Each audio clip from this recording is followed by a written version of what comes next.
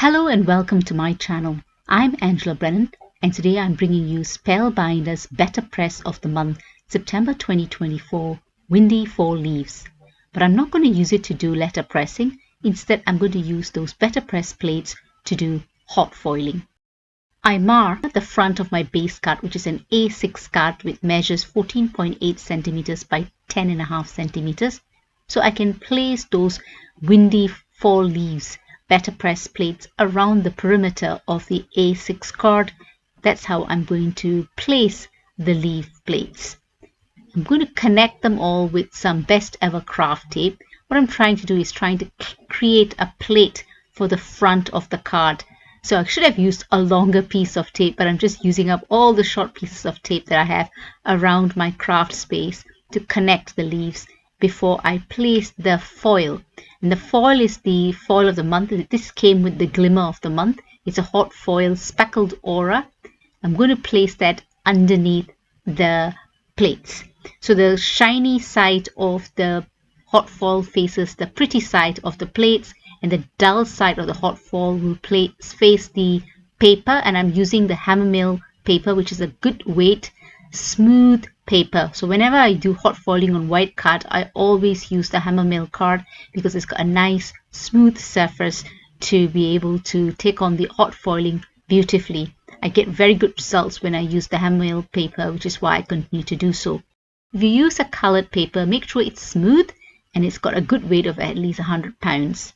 I'm using the GEMINI Foilpress Machine, and while it heats up to medium setting, I'm going to heat it up for 20 to 24 seconds, and then I'll put it through my GEMINI Junior die cutting and embossing machine.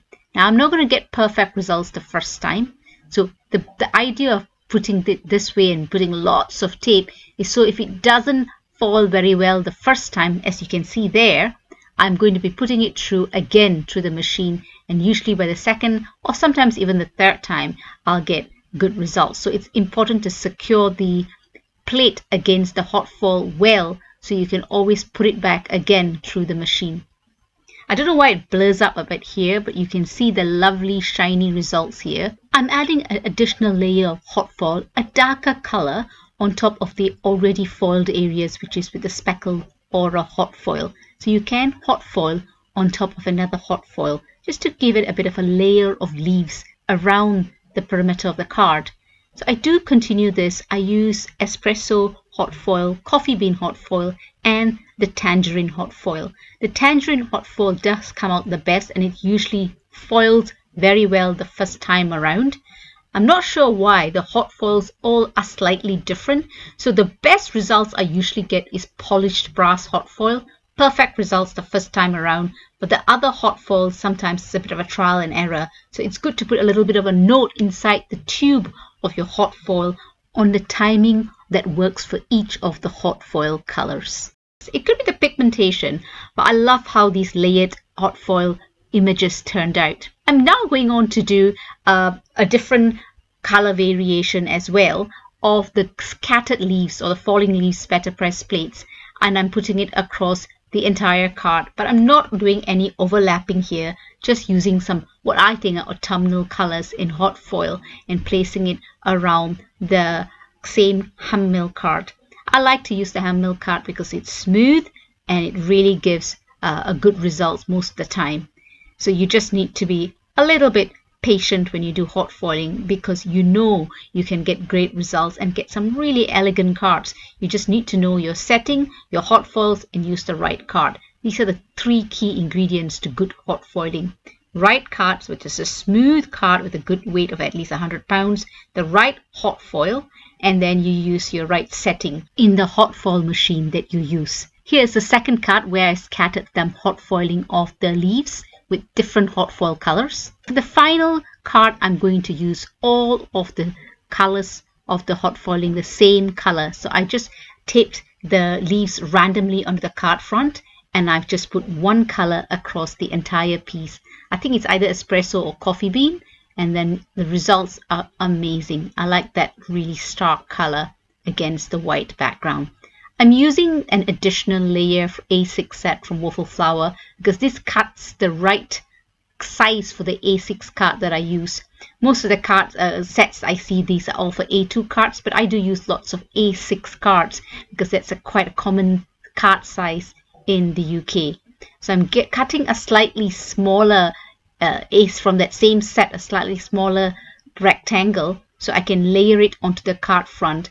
But the middle layer, I'm just backing it up with some foam sheet just to give it a bit of dimension and placing it onto the card front. The thanks sentiment there that you see is from the Glimmer of the Month, which is a friendly thanks set. And I did this all previously when I did use the Glimmer machine, and I foiled and die cut the word thanks. And I'm just going to put this onto the front of the card with some liquid glue and place it in the middle of the card in a landscape orientation. As usual, when I'm placing my sentiment, I'm always going to use my trusty T ruler to make sure I place the sentiment straight. Don't want to mess up the card towards the end once it's all beautifully done, shiny and elegant.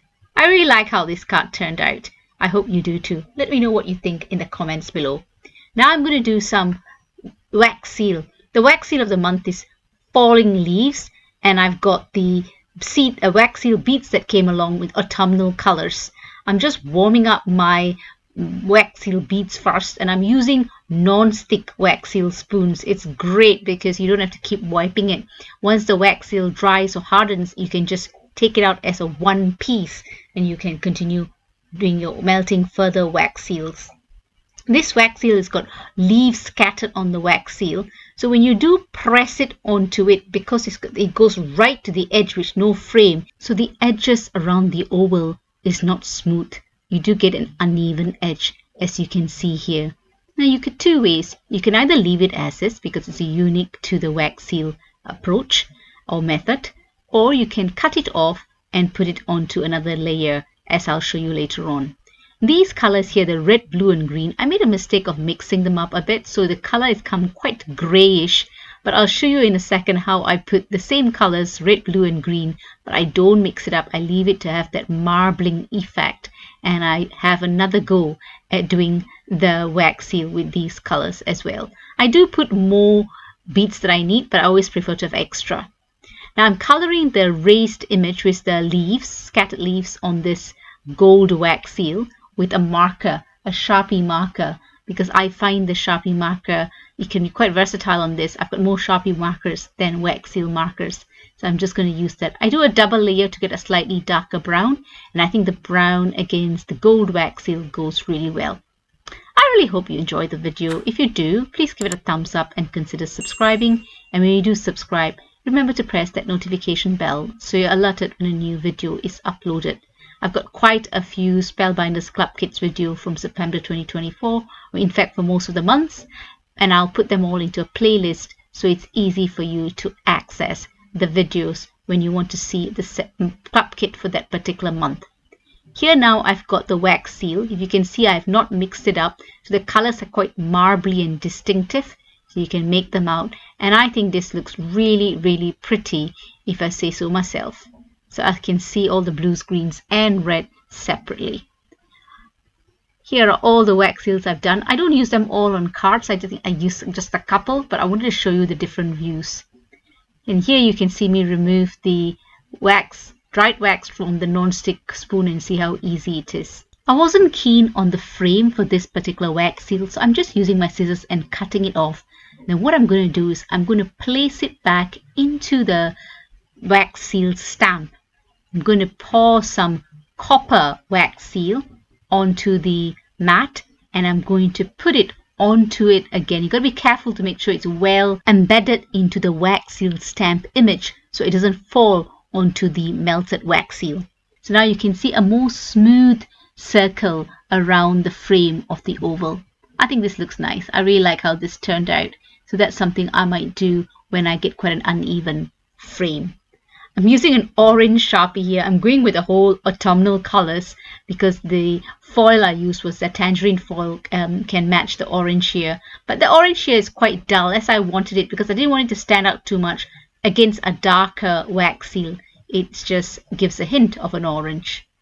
Using the DMC Diamond Metallic Gold thread just to have a little bit of thread wound around the card, the lower part of the card, which I'm going to use in a portrait orientation. Secure it with some cellophane tape, and I'll place it onto the card directly with some double-sided tape. Place the wax seal that I've got there, and I'm going to use the sentiments from the BetterPress plates, which I had hot foiled previously. I'm going to put that onto the card front. Pretty easy to do. And as usual, secure the wax seal onto your card front with the wax seal adhesive, circle adhesives, and it will stay on there quite well.